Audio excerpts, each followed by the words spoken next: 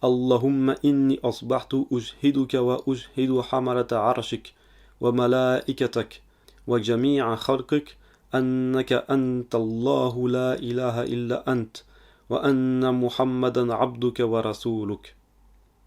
Et le soir, on commencera cette invocation par Allahumma inni amsaytu ujhiduka. Ô Seigneur, me voici au matin. Je te prends à témoin et je prends à témoin les porteurs de ton trône ainsi que tes anges et toutes tes créatures.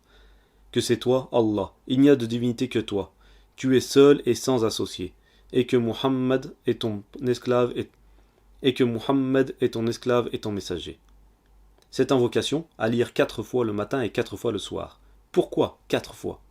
Eh bien parce que dans le hadith d'Anas ibn Malik, radiyallahu anhu, qui a rapporté cette dua, le prophète sallallahu alayhi wa sallam a dit que celui qui dit cette invocation une fois le matin et le soir, Allah l'affranchira du quart de l'enfer. Celui qui la lit 2 fois sera affranchi de la moitié de l'enfer. Celui qui la dit 3 fois sera affranchi des 3 quarts de l'enfer. Et celui qui la lit 4 fois sera affranchi complètement de l'enfer. Donc chaque fois équivaut à 1 quart. Et dans une autre version de ce hadith, qui est rapportée par Abu Daoud et At-Tabarani, il est rajouté que celui qui lit cette invocation le matin, il lui sera pardonné tous ses péchés qu'il a commis la nuit.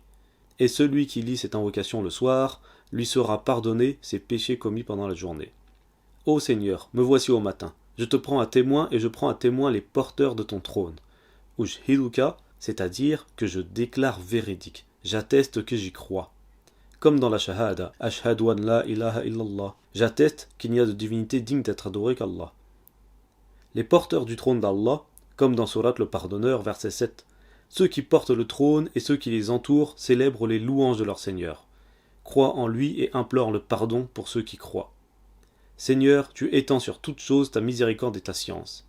Pardonne donc à ceux qui se repentent et suivent ton chemin et protège-les du châtiment de l'enfer. Dans le tafsir de As-Sa'di, ceux qui portent le trône, ce sont donc des anges qui ont été assignés à cela, donc créés pour ça, et qu'ils sont les meilleurs des anges, puisqu'il leur a été donné ce rôle de porter le trône du Seigneur. Le trône qui est au-dessus de toutes choses, et comme nous l'avons déjà vu dans l'explication de l'invocation précédente, au-dessus des 7 terres et des 7 cieux, qui débordent les cieux et la terre, comme nous l'avons également vu dans le tafsir de Ayat al-Kursi. Et donc, tout ce qui est en dessous du trône d'Allah est assigné à la volonté d'Allah. C'est lui qui détient tout ce que contient les cieux et la terre et ce qui est entre les deux. Sa science embrasse toutes choses et c'est lui le pourvoyeur de toutes choses. Ceux qui portent le trône et ceux qui les entourent. Toujours dans le tafsir As-Sa'di, ceux qui les entourent sont les rapprochés parmi les anges. Donc ils ont été favorisés par leur rapprochement auprès du trône de leur Seigneur. Et nous avons encore une précision supplémentaire. Dans Surat Al-Haqqa, celle qui montre la vérité, versets 16 et 17, en parlant du jour du jugement dernier. Allah dit « Et le ciel se fendra et sera fragile ce jour-là. Et sur ses côtés se tiendront les anges, tandis que 8, ce jour-là, porteront au-dessus d'eux le trône de ton Seigneur. » Et dans le hadith, le prophète sallallahu alayhi wa sallam a dit « Ceux qui portent le trône d'Allah sont au nombre de 4. Et quand le jour dernier arrivera, Allah les aidera avec 4 autres, ils seront ainsi 8. » Donc pour en revenir à l'invocation, je te prends à témoin et je prends à témoin les porteurs de ton trône, ainsi que tes anges et toutes tes créatures, que c'est toi Allah.